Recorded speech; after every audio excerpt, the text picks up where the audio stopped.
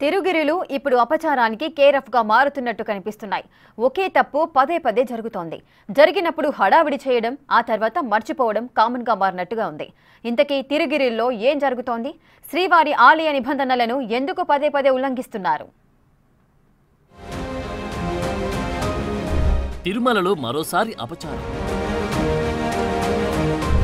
శ్రీవారి ఆలయంపై నుంచి వెళ్లిన విమానం. ఆగమశాస్త్ర నియమాల ఉల్లంఘన. మరోసారి తెరపైకి no flying zone demand. Tirumala Tirupati దేవస్థానంలో మరోసారి అపచారం జరిగింది. తిరుమల శ్రీవారి ఆలయంపై నుంచి మరో విమానం వెళ్లింది. ఇప్పుడు దీనికి సంబంధించిన విజువల్స్ బయటకొచ్చాయి. ఆదివారం ఉదయం స్వామివారి ఆలయ గోపురంపై నుంచి అతి తక్కువ ఎత్తులో విమానం ఎగురుతూ వెళ్లడాన్ని భక్తులు గమనించారు. దాన్ని వారు తమ మొబైల్స్ లో రికార్డ్ చేశారు. విమానం ఎగరడాన్ని కొందరు భక్తులు టీటీడీ విజిలెన్స్ సిబ్బంది దృష్టికి తీసుకెళ్లారు. ఆలయం మీదుగా వెళ్లిన విమానం ఎక్కడి నుంచి వచ్చింది, ఎక్కడికి వెళ్లింది అనే వివరాలను టీటీడీ అధికారులు ఆరా తీస్తున్నారు.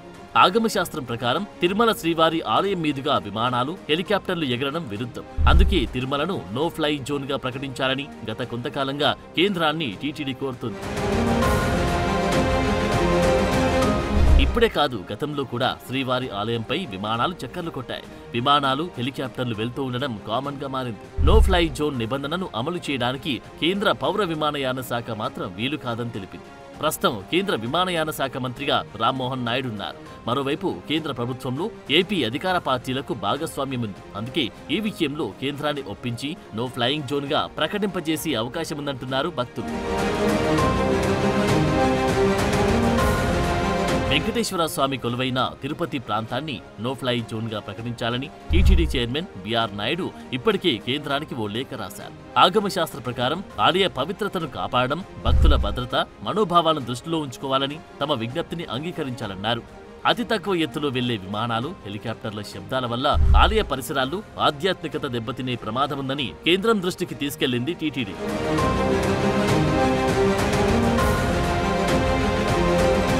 కేంద్రం ఈ లేఖపై రియాక్ట్ కూడా అయింది. దేశంలోని అనేక ఆధ్యాత్మిక ప్రాంతాల నుంచి తమకు విజ్ఞప్తులు వచ్చాయని, కానీ ఇప్పటి వరకు వేటిని కూడా నో ఫ్లై జోన్ గా ప్రకటించలేదన్నారు. తిరుమలపైకి విమానాలు రాకుండా ఇతర మార్గాల్లో వెళ్లేందుకు చర్యలు తీసుకుంటామని మాత్రం తెలిపింది. కానీ ప్రస్తుతం పరిస్థితులు చూస్తుంటే ఈ మాటలు పూర్తిగా అమలవుతున్నట్లు కనిపించడం లేదు. ఇప్పటికీ విమానాలు తారసపడుతూనే ఉన్నాయి. భక్తుల నుంచి ప్రశ్నలు ఎదురవుతూనే ఉన్నాయి. మరి టీటీడీ ఈసారైనా ఏదైనా శాశ్వత పరిష్కారం వైపు అడుగులు వేస్తుందో లేదో చూడాలి.